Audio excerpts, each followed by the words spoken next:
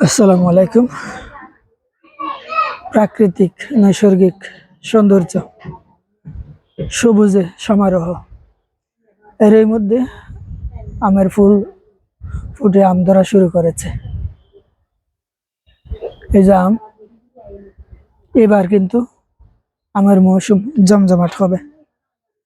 কারণ যেভাবে আমের মুকুল ধরেছিল, সেই তুলনায় সেই প্রেক্ষাপট সেভাবে যদি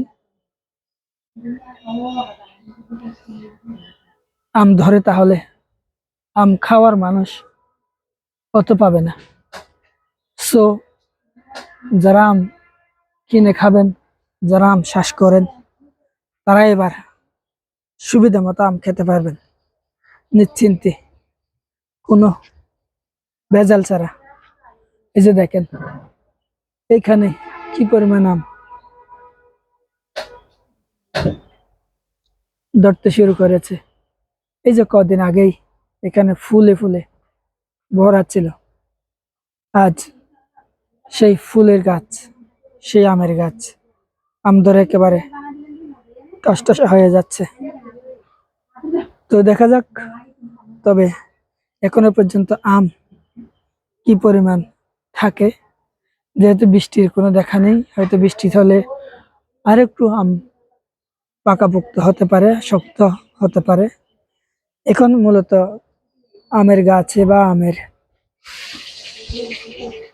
গোড়ায় যারা নাকি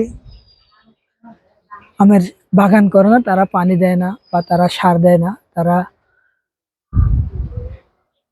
যত্ন করে না, তারপরেও আমের বাগানে আমগুলো ধরে সুন্দর করে ধরে থাকে।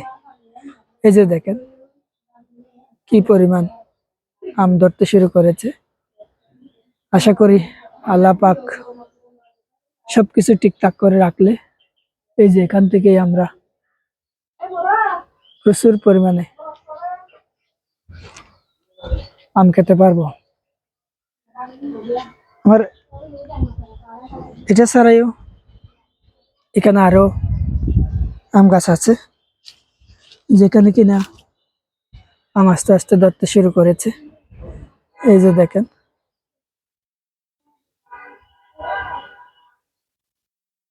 এই যে এগুলি সবগুলোই আম। যেহেতু আম এখানে প্রচুর পরিমাণ ধরতেছে, তো আমের বাহারি, আমার যে বাহার কে ফুরানো যাবে না। মাইক্কা মাইক্কা আম সবগুলো এখানে, মাইক্কা নিমার আম। এই যে দেখেন আমের বাহার, আমের রসালো আম সবগুলো ধরে একেবারে ঝুলে আছে। এই যে দেখেন বেশ কয়েকটা আম গাছ এখানে আছে, যেখানে কিনা আম ধরে একেবারে জমজমাট। তবে ব্যবসা হবে কিনা জানি না, সফল ব্যবসা হতে পারে, হলে হয়তো টাকাও ভালো পাওয়া যাবে। এই যে প্রচুর পরিমাণ আম, পুরো গাছে যেন আমে আমে, লালে লাল বাবা শাহজালাল।